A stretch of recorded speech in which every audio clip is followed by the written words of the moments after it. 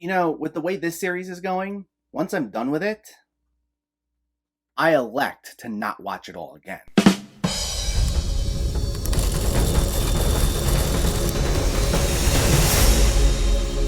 What's going on, everyone? Welcome back to my channel and another installment of my Purge review series, where I go through each of the Purge movies in the lead up to my review of the Forever Purge. Today we're talking about the third film, The Purge Election Year. Before I begin, let me know in the comments what your thoughts on this movie were, if you already saw it or if you were planning on seeing it, and make sure to hit that thumbs up button if you like these reviews, as it helps me out immensely by getting my channel out there. And if you're new here, I hope you consider hitting that subscribe button so you can stay up to date with reviews of new releases, older films, hidden gems, and so much more on a near daily basis. Let's not waste any more time and let's talk about The Purge Election Year. This once again stars Frank Grillo as former Police Sergeant Barnes, who becomes head of security for Senator Charlie Roan, played by Elizabeth Mitchell, a presidential candidate targeted for death on Purge night due to her vow to eliminate the Purge.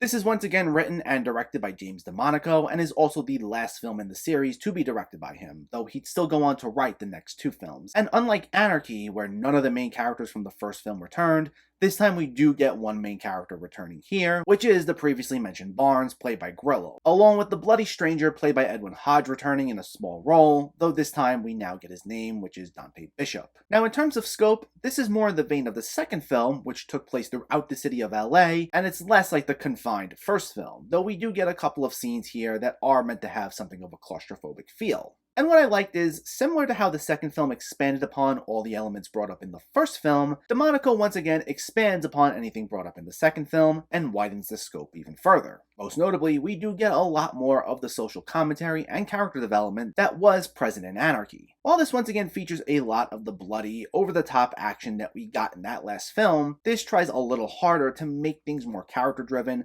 with nearly all of our main characters getting an arc. One thing that was mentioned in the last film was that there are those who are staunchly against the Purge, due to the fact that the homeless and lower-income individuals are usually the ones targeted. Now in Anarchy, while it's mentioned a few times, and I like the movie enough overall, it definitely didn't go as far as it could have with that, to be perfectly honest. Now here, this makes that note one of the driving forces of the film. Elizabeth Mitchell's character, Roan, wants to end the Purge, with that reasoning specifically being one of the things motivating her, along with the fact that she lost her own family in the Purge when she was a child. And because she's very close to obtaining power, since, as the title states, it's during an election year, and this would severely affect the power structure built over the past 30 years in this universe, everyone is now out to get her, which greatly increases the stakes of this particular Purge night. If she makes it through and wins the election, then Purge night will be no more afterwards, and I very much appreciated that a solid arc was being built there. As for Frank Grillo, while he doesn't have nearly as strong of an arc this time around as he did in Anarchy, as he's mainly just the guy protecting Elizabeth Mitchell and there are only a couple of references made to the events of the last film, he's still enjoyable to watch, partially because Frank Grillo is almost always a blast whenever he's on screen, and also because we did get to connect with that character from the previous film, so he can jump into just about any sort of conflict here, and we already care. The other major protagonists include Mykelti Williamson as a deli owner named Joe, who's looking to protect his store during Purge night, along with his employee Marcos, played by Joseph Julian Soria. And there's also Betty Gabriel as Lainey, a former Purger who now works as an EMT worker, trying to help people during the Purge. And the three of them eventually cross paths with Grillo and Mitchell to form our core group. And these were all pretty solid characters, and combined with the film leaning into its themes a bit more, there was a fairly strong basis to build off of. And what adds to the emotional intensity at times is that the action scenes are once again pretty solid, going even more for a frantic, disorienting, and over-the-top vibe to them that tries to hook you in and hold your attention. And because these are decently written characters, as I said, there felt like there was some emotional stakes to it. Unfortunately, while the action being more over the top is a positive, the fact that this film tries to crank everything up to an 11 here makes it not really work in other areas. I said in my review of Anarchy that while it did improve on things that the original Purge failed to do,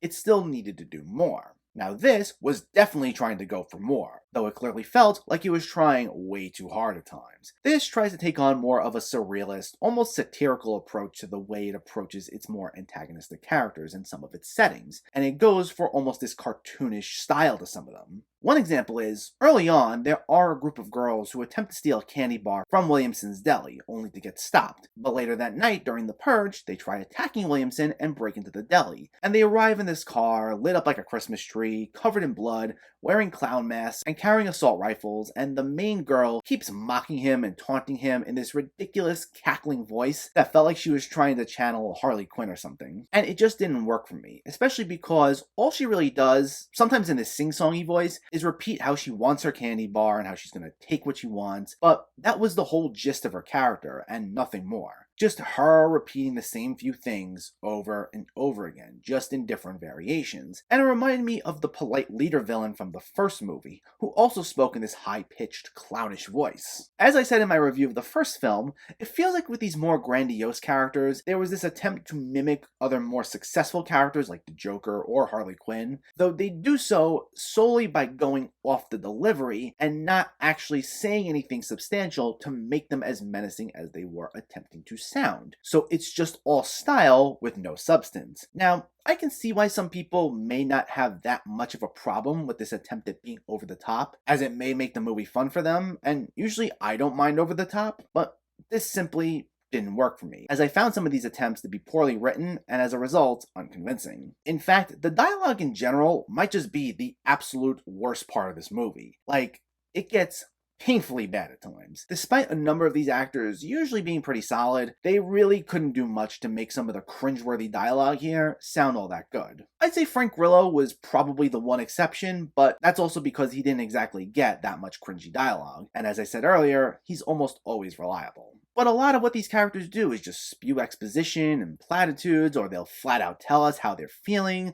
or there will be these attempts at weighty scenes with what's supposed to be these hard-hitting lines, but they'll fall so flat on their face that it's comically bad. And I'd say this is especially prevalent with Elizabeth Mitchell, who in general I like, but she got some of the absolute worst dialogue here. She's meant to be the moral center of the movie, considering she's the one who wants to end the purge and wants things to be as squeaky clean as possible regarding her election win. And every move she makes, she essentially thinks of what's the most morally righteous decision to make. And she'll say whatever she feels is the best decision in this very preachy way to the rest of the characters. And the way it comes off is bad, like really bad. Like, a number of characters get some painful lines here, but she easily gets the brunt of them. There's especially one moment that really stuck out to me where she's getting into an argument with Frank Grillo, and he says something to the effect of, like, over my dead body, and she responds with, then you better drop dead, in this very melodramatic way. And I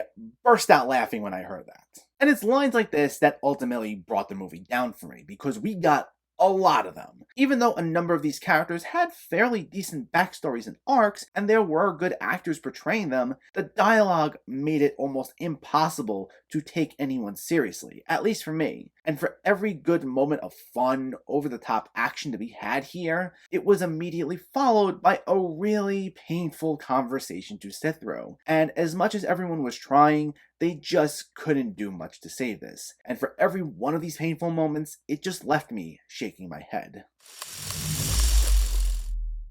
The Purge election year is not the worst Purge movie, but it wasn't one I particularly enjoyed either, to be quite honest. While there were some fun moments of over-the-top action, and it had a pretty solid cast, its attempts at cranking everything up to an 11 just didn't work for me, with its more bizarre elements lacking a punch, while its dialogue comes off as painfully bad. Now, I know there may be an audience for this one, but unfortunately, it just wasn't my thing. The Purge election year gets a 5 out of 10.